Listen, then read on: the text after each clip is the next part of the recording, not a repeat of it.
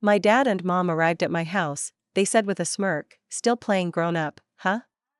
This place looks like a joke just like you. I laughed quietly, went upstairs, came back down holding something that made them instantly pale. My name is Rachel. I'm 37, living just outside Asheville, North Carolina. I work in bookkeeping, steady job, nothing flashy. My house is small, old, but clean and full of peace. It's the first place I've ever felt truly safe.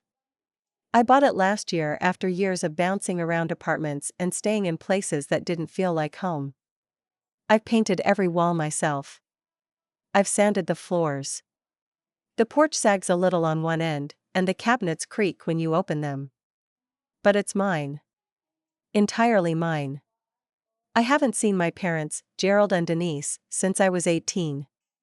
They weren't what people would label as abusive in the usual sense. They never locked me in closets or left bruises where teachers could see. No. Their kind of damage was slow and calculated, the kind that eats away at your sense of worth until you question if the problem is you. From as early as I can remember, I was always not enough. Not smart enough, not thin enough, not graceful enough. They would point out my mistakes with surgical precision. My mother once told me I had a face made for radio when I was 13. My dad would refer to me as a mooch anytime I asked for anything, even food. That was their favorite word for me, right until I got a part-time job at 16 just so I could stop asking them for lunch money. By senior year of high school, I was mostly invisible in the house. They gave up on even pretending to care. My mother would host wine nights for her church group while I ate leftovers on the back steps. My father didn't talk to me unless it was to ask why I hadn't vacuumed. And then one night, a few weeks after my 18th birthday, I packed a bag, left a note, and got on a bus to Charlotte. I haven't seen them since. Well, until last week. It was a Tuesday. I had the day off and was cleaning out the garage when I heard a knock at the front door. I wasn't expecting anyone. I wiped my hands and opened the door, and there they were. Gerald and Denise. Older, wrinkled, but unmistakably them. Denise looked me up and down like she was still judging what I wore to Sunday school. Still playing dress up, huh, she muttered. Gerald chuckled, this place looks like a joke. Just like you. I didn't say anything. Not at first. I just stepped aside and let them in. I don't know why. Habit maybe. Or some twisted curiosity. They walked into my living room, looked around like they were in a thrift store, and didn't even pretend to be impressed. Where's the man of the house? Gerald asked. I live alone, I said simply. Denise rolled her eyes. Figures. That was the moment. Something inside me snapped, but not in the way I expected. I didn't yell. I didn't cry. I just smiled. I said, "Excuse me for a second," and I walked upstairs. I went into my bedroom, opened the back of my closet, and pulled out the fireproof box I kept for documents and, well, other things. I hadn't touched it in years. But something told me this was the moment. I came back downstairs with a manila folder in my hand. They were still standing there, arms crossed like they were waiting for me to serve them coffee. I dropped the folder on the coffee table and opened it slowly. Inside were copies of journal entries I had written from age 15 to 17. Photographs of bruises and burns I had hidden under sleeves. A medical report from the time they told the ER doctor I had fallen out of the bathtub when in reality, my mother had pushed me during an argument. There was even a note from a counselor at school who had tried to follow up but was blocked from contacting me after my parents pulled me from the school suddenly.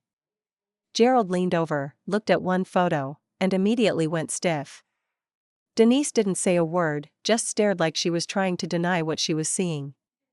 I've kept this for years, I said quietly. I didn't plan on ever needing it. But then you showed up. Neither of them spoke. Gerald's jaw clenched. Denise opened her mouth, then closed it again. I already spoke to a lawyer a few years ago, I continued. There's no statute of limitations on some of this. Not in this state. Still, no one spoke. The silence dragged on for what felt like forever.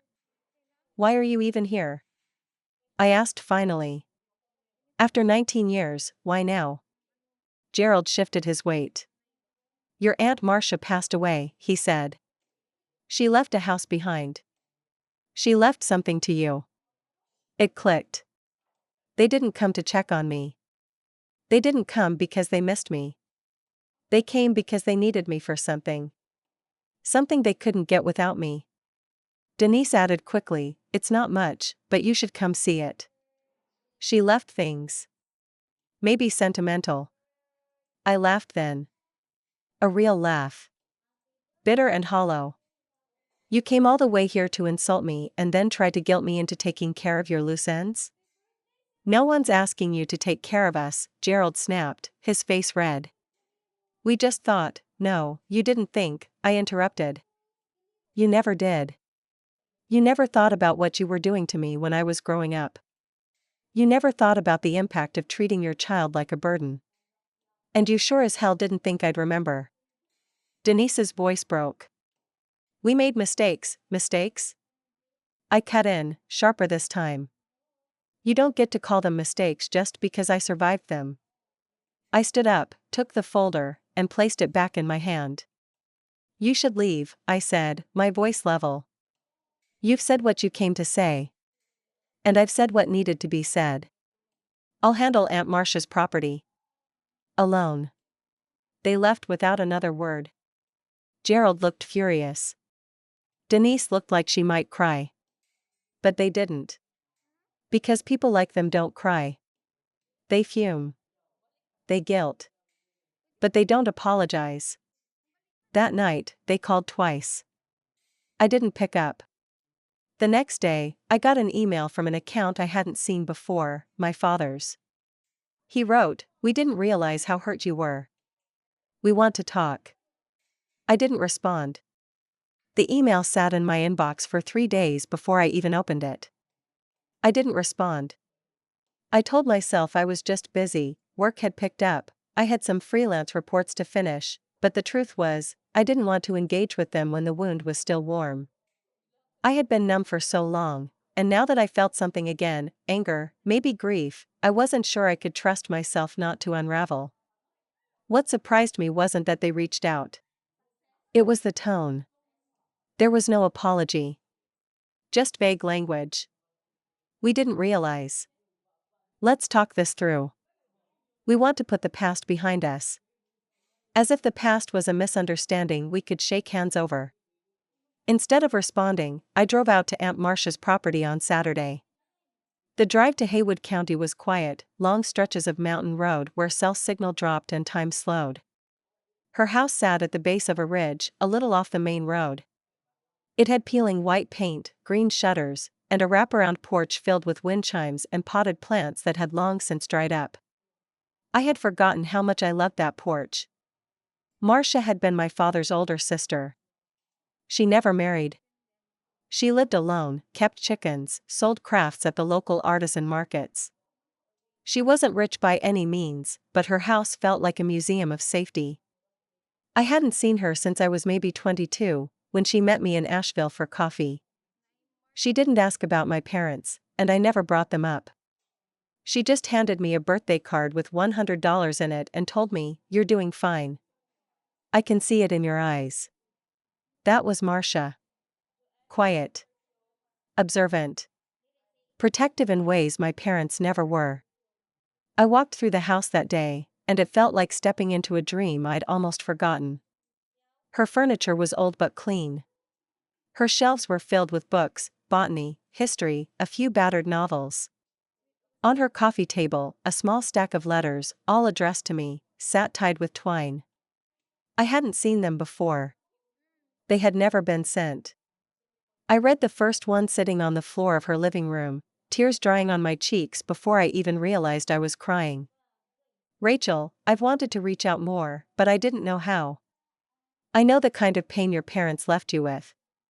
I saw it, even when they tried to hide it. I was afraid if I stepped in, they'd take you away. But I want you to know, it wasn't your fault. You didn't deserve any of it. You deserve a home. I hope this house gives you peace when you're ready. There were 7 letters in total. Some were short, others pages long. They weren't about money or property. They were full of memories. Marcia had written about the day she took me to the orchard when I was 7. The time we made lavender sachets in her kitchen. She remembered everything. The kind of things parents are supposed to remember. I spent the night there. The house had no heat, so I curled up on the old couch under 3 quilts, listening to the creaks and groans of the floorboards. It didn't feel spooky or abandoned. It felt loved. I knew, lying there in the dark, that I would fix it up. Not to live in, at least not right away, but to preserve it. To honor it. The next morning, I got a text from my mother. Denise, via unknown number, we heard you visited Marcia's house. It's probably overwhelming. If you need help sorting through her belongings, we're available. I didn't respond. They kept reaching out over the next week. A voicemail from Gerald, clipped, awkward, asking if we could have a civil conversation. Denise sent a picture of me from when I was a child, standing in the backyard with our old dog Buster, as if it were some kind of peace offering. It felt manipulative. Like they were trying to rewrite the story.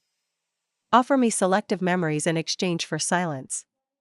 A part of me wondered what they really wanted. Because if this was guilt, it was about 20 years too late, and if it was control, they'd severely underestimated who I had become. I kept talking with the estate attorney Marcia had used. He confirmed that everything had been left solely to me. Not just the house, but her savings, her old Subaru, even her workshop equipment. My parents weren't mentioned in the will at all. They were shocked, I think, he said over the phone, voice low and a little amused. I got a call from your mother right after the funeral. She asked about inheritance rights. I told her plainly, everything goes to you. She hung up. I almost laughed. Almost. That weekend, I went back to Marcia's house again. I brought tools, gloves, some paint samples. Something about scrubbing the porch rails made the air feel lighter. There was a lot to do, dusting, fixing some rot near the back entrance, clearing out the garden, but it felt like therapy. Every sweep of the broom erased a little more of what my childhood had done to me. As I worked, I kept thinking, what do people really owe the ones who break them? Is it maturity to forgive? Is it weakness to cut them off? I didn't have answers. But I knew I didn't want to do anything out of obligation. I didn't want to pretend we could be a family just because time had passed. I told my therapist everything, something I hadn't done in months. She leaned forward after I finished and said, what would it cost you to re-engage with them? Not just emotionally. But in terms of your safety, your boundaries. I didn't answer. Because I already knew. I got another email on Tuesday. This time it was longer. From my father. Subject, let's start over Rachel, we're sorry. I know we haven't said it properly. I know we failed you as parents. Maybe we didn't see what we were doing. Maybe we chose not to. But we're trying now. We're willing to do whatever you need to rebuild this relationship. We'd like to visit Marcia's place with you. Just once. For closure. Please think about it. We won't reach out again unless you invite us. It felt too careful. Like someone else had helped him write it. I read it twice, then shut my laptop. Later that night, I walked into the guest bedroom at my place in Asheville. The room I had started to clean out but never quite finished. It had piles of things from my old life, college boxes, cheap art prints, a guitar I never learned to play. I stared at it all and realized. I was still holding on. Not to them. But to the version of me they built. The one who apologized too easily. The one who let people talk over her. The one who left home at 18 and spent the next decade running. Now I had stopped running. And they had found me. The email sat in my head more than it sat in my inbox. It followed me around all week, while I was doing dishes, while I was balancing spreadsheets at work, even while brushing my teeth. Every word crawled back to the front of my mind like a song stuck on repeat. We'd like to visit Marcia's place with you. Just once. For closure. I kept replaying it, not because I was considering saying yes, but because of how odd that line felt. Closure, for them. Not for me. For them. Marcia's house had nothing to do with their grief. She'd kept them at arm's length, just like I had. And now that the will had been read, the locks changed, and the land deed signed over to me, they wanted to visit. Like tourists. I knew what it was. A performance. They wanted to be part of the narrative again, after being written out for nearly 2 decades. It was about control, or at least the appearance of reconciliation. I imagined Denise standing by the porch rail, arms folded, commenting on the weeds. I imagined Gerald poking around the workshop like he was entitled to something. Still, I couldn't help but feel the internal pressure, decades of it, telling me to be the bigger person. That was their favorite line growing up. Be mature. Be reasonable. Don't overreact. They said those things every time I expressed hurt, or disappointment, or boundaries. And yet, here I was, 37 years old, still feeling the pull of those old commands. But I was different now. I'd built a life with distance, with silence. I had clawed together some version of wholeness using therapy, long walks alone, and friends who actually listened to me. And I wasn't about to throw all of that into the fire for a symbolic handshake. Still, curiosity sat there like a splinter. What would it look like if I let them come? Would they pretend to mourn Marcia's passing? Would they feign shock over how much I had taken care of the place already? Would they cry? Would I? I talked to Sarah about it the next day over lunch. Sarah has been my closest friend since my mid-20s, one of the few people who's seen me on both my good and bad days and never once tried to fix me. She's straightforward, emotionally intuitive but no nonsense. They don't want closure, she said, stirring her soup. They want to rewrite the ending. You're the only one who can stop them. I sighed. I know. But what if I let them come just once? To be sure they see who I've become? To control the narrative myself? Sarah shook her head. That's not control, Rachel. That's inviting them back in. Don't give them a seat at the table just because they knocked. You left for a reason. I knew she was right. But my brain kept flicking between defiance and guilt like a malfunctioning switch. That weekend, I went back to the farmhouse alone. I brought cleaning supplies and some boxes to start organizing Marcia's belongings. I had told myself I'd only stay for a few hours, but I ended up sleeping there again. The air was different up there, cleaner, quieter, still. It helped me think. In her attic, tucked behind a trunk, I found a cedar chest with her handwriting scrawled in faded marker on the top, for R. Only when she's ready. Inside were more letters, dozens of them, all written over the years. I didn't even open them right away. I just stared at them for a long time, one hand resting on the lid, as if opening them would officially tip me into something I couldn't return from. Eventually, I read the first 5. They weren't just reflections. They were witness. She had written about things she saw, things she wished she'd said something about. Once, she wrote about a Thanksgiving dinner when I was 12. My father had berated me for spilling gravy, calling me useless in front of everyone. I had stared at my plate for the rest of the night. She remembered. She remembered the time my mother threw out my sketchbook because it was full of nonsense. Marcia had offered to buy me a new one, and I'd refused, too embarrassed. She had written, "I wish I'd bought you 5 anyway." That was the difference. Marcia didn't try to explain away my parents' behavior. She didn't rationalize it. She witnessed it. And sometimes, that's all a wounded person needs. That night, I stood in her old kitchen, made a cup of tea, and sat at the dining table where I had once helped her string dried herbs to hang in the window. And I made a decision. I would not be inviting them to the house. But I wasn't finished yet. Instead of replying to their email, I wrote a letter of my own. A real letter. Not a text. Not an email. Not something that could be quickly dismissed or screenshot or twisted. It wasn't for them, really. It was for me. I wrote, Gerald. Denise. I received your message. I have no interest in revisiting Marcia's home with you. Her house is not a shared memory. It is not a family relic. It is a safe space she created for the people she loved, and you were not among them. If closure is what you seek, I suggest you look inward. This is not the beginning of anything. This is me holding a boundary. You had your chance at being my parents. You chose cruelty. You chose silence. And now I choose silence, too. Do not contact me again. I signed it. Folded it. Mailed it the next day with shaking hands. They haven't replied. At least, not yet. But something tells me this isn't over.